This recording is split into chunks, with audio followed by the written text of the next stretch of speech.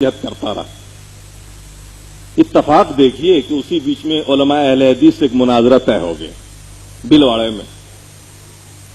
چھوٹی سی وہاں جماعت تھی، ایک مولوی صاحب تھے، وہ ہر جگہ کہتے پیتے تھے کہ سورہ فاتحہ کے بغیر نماز نہیں ہوتی، سورہ فاتحہ کے بغیر نماز نہیں ہوتی۔ ہمارے مریدین نے ہم سے پوچھا، حضرت یہ کیا ماجرا؟ میں نے کہا بھائی سورہ فاتحہ کا پڑھنا حرام، جو پڑھے گا اس کے منہ میں آگ ڈال دی جائے گی کل قیامت میں۔ ہم لوگوں نے تو یہی پڑھا تھا، یہی سنا تھا۔ آخرکار مریدین نے مجبور کیا، مناظرہ اسی پہ طے ہو گیا۔ بھائی ہم لوگوں کا دعویٰ تھا کہ دیوبندی آؤ وہاں بھی آؤ، مناظرے میں تو اس کو 1 منٹ میں ہرا دیں گے، اس سے پہلے بھی 2 مناظرے کر لیا تھا۔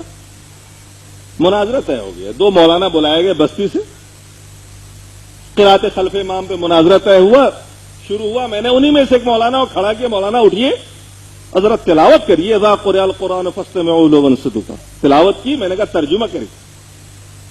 انہوں نے ترجمہ کیا کہ جب قرآن پڑھا جائے خاموشی سے سنو، چپ رہو۔ میں نے کہا دیکھیے یہ اللہ کا حکم ہے، سارے جنتا کو بتایا میں نے، یہ اللہ کا حکم ہے۔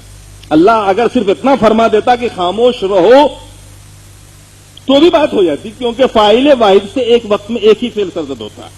یعنی آپ ایک وقت ہم کو جب دیکھتے ہیں تو سن نہیں رہے ہوتے ہیں، اور جب سنتے ہیں تو دیکھتے نہیں ہیں۔ دماغ ہے ایک، طاقتیں ہیں 5 علم کے، لیکن یہ ساری چیزیں ٹرانسمٹ کرتی ہے دماغ کو، پھر دماغ فیصلہ کرتا ہے۔ تو یہ منطق کا قاعدہ کلیہ ہے کہ فاعل واحد سے ایک ہی فعل سرزد ہوگا۔ اللہ نے فرمایا چپ رہو، اگر اتنا بھی اللہ فرما دیتا تو بھی سورہ فاتحہ کی فرضیت نہ صرف یہ کہ ساقط ہوتی بلکہ منع ہو جاتا، لیکن یہاں اللہ نے یہ بھی فرمایا ہے کہ خاموش بھی رہو، چپ بھی رہو۔ میں نے لوگوں سے کہا کہ دیکھو یہ علماء جن کو آپ لائے ہو مناظرہ کے لیے، جن کو ہم گستاخ رسول اب تک کہا کرتے تھے، اب یہ کہنا پڑے گا کہ یہ قرآن کو بھی نہیں مانتے۔ قرآن کی آیت میں اللہ نے حکم دیا ہے اور یہ کہہ رہے ہیں سورہ فاتحہ پیچھے پڑھو، ادھر آگے امام قرات کرے گا اور پیچھے سے کہیں گے کہ مقتدی سورہ فاتحہ پڑھے۔ اب بتاؤ کیسے سننا پایا جائے گا، کیسے چپ رہنا پایا جائے گا؟ لوگوں کی بات سمجھ میں آ گئی؟ لوگ آگے مولانا آپ بالکل ٹھیک کہہ رہے ہیں، حضرت آپ بالکل ٹھیک کہہ رہے ہیں، یہ سب غلط ہے۔ بات آئی گئی ہو گئی۔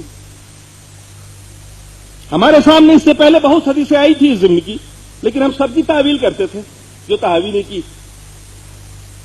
انفراد پر محمول کرتے تھے۔ اتفاق کہیے کہ 15-20 روز کے بعد مسلم شریف پڑھاتے ہوئے ایک حدیث سامنے آئی، عبادہ ابن صامت رضی اللہ تعالیٰ عنہ سے مروی، جس میں آپ نے ارشاد آپ نماز پڑھ رہے تھے، اللہ کے رسول نماز پڑھا رہے تھے، سلام پھیرنے کے بعد اللہ کے رسول صلی اللہ علیہ وسلم نے پوچھا کہ تم میں کس نے قرات کی ہے میرے پیچھے؟ آپ نے عرض کیا عبادہ ابن صامت نے، یا رسول اللہ میں نے۔ اللہ کے رسول نے جواب میں ارشاد فرمایا کہ سورہ فاتحہ کے علاوہ کچھ مت پڑھا کرو، کیونکہ اس شخص کی نماز نہیں ہوگی جو سورہ فاتحہ نہیں پڑھتا۔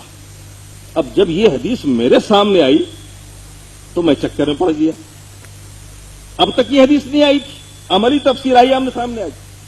اب میں سوچنے پہ مجبور ہو گیا کہ یا اللہ، قرآن کی یہ آیت اللہ کے رسول پہ نازل ہوئی، مطلب ہم نکال رہے ہیں۔ اگر اس کا وہی مطلب ہے جو ہم بیان کر رہے ہیں تو پھر اللہ کے رسول نے ایسا کیوں فرمایا؟ اب ہم پریشانی میں مبتلا ہو گئے۔ اب میں نے سوچا کہ تحقیق کرنی پڑے گی، اور میرے دماغ میں آیا کہ اب قرآن کی اس آیت کا پہلے مطلب دیکھا جائے کہ مفسروں کی نظر میں کیا ہے۔ ہم نے اس کے لیے اسپیشل خاموشی کے ساتھ جے پور کا سفر کیا، وہاں 11 تفسیریں اٹھا کے دیکھا۔ معلوم ہوا کہ یہ آیت مکی ہے اور نماز کی فرضیت سے پہلے ہی نازل ہوئی تھی۔ یہ بلغو فی کا جواب ہے۔ جو کفار مکہ نے مشورہ کیا، میٹنگ کی کہ جب محمد قرآن پڑھے تم لوگ شور مچاؤ، بلغو فی، شور مچاؤ تاکہ تم کامیاب ہو جاؤ، ان کی بات دوسرے نہ سن سکے، تو اس کے جواب میں یہ آیت نازل ہوئی کہ اذا قرئ القرآن، جب قرآن پڑھا جائے خاموشی سنو، چپ رہو، ہو سکتا ہے اللہ تمہارے اوپر رحم کر دے، تمہیں ہدایت دے دے۔ اب سمجھ میں آیا کہ اس آیت کو کہاں پہ فٹ کیا گیا، نازل تو کیا کہاں ہوئی، شان نزول کچھ اور ہے اور فٹ کہیں اور پہ کیا گیا۔ اب شرح صدر ہوا۔ میں نے سوچا کہ بھئی اتنی بڑی بات میں تنہا سوچ رہا ہوں، چونکہ ہمارے علماء دیوبند اور علماء بریلی، عوام دیوبند عوام بریلی بھی دونوں بھائی بھائی اس معاملے میں، دونوں ہی مقلد ہیں، ہم دونوں ہی اندھے ہیں، دونوں ہی تقلید کر رہے ہیں کھل کے۔ تو مجھے اطمینان نہیں ہوا، میں نے کہا نہیں تحقیق کرنی پڑے گی، میں جرات نہیں کر سکتا بولنے کی۔ چنانچہ جامعہ کے 2 بڑے عالم جو شیخ الحدیث تھے، ان کو بٹھا کے اکیلے میں نے اپنی یہ ساری پریشانی رکھی ان کے سامنے۔ गुफ्तगू शुरू हुई क़िराअत खल्फ़ इमाम पे, उन लोगों ने भरपूर दिफा किया अबू हनीफा की तरफ से। मैंने कहा मौलाना ये सारी वो बातें हैं जो हम हिदाया में पढ़ाते चले आ रहे हैं, ये वो तावीलें हैं जो हम जिंदगी भर करते चले आ रहे हैं। आप कुछ ऐसी बात लाइए जिससे हमें तसल्ली हो, तशफ़ी हो जाए। लास्ट में मजबूर होकर उन्होंने कहा कि मौलाना हक तो ये है कि इस मसले में उलमाए अहले हदीस ही हक पर हैं। मैंने कहा इतनी बड़ी बात आप जानते थे और छुपाए बैठे थे अब तक। मैंने कहा हैरत है, कमाल जुर्रत है आपकी। अरे लोगों की नमाजें नहीं हो रही हैं और आप जानते हैं और चुप बैठे हैं। मेरी 15 दिन में क्या हालत हो रही वो मैं जान रहा हूं। कहने लगे क्या कीजिएगा, अब इस बात को बोलिएगा तो आवाम में बड़ा इख्तलाफ होगा।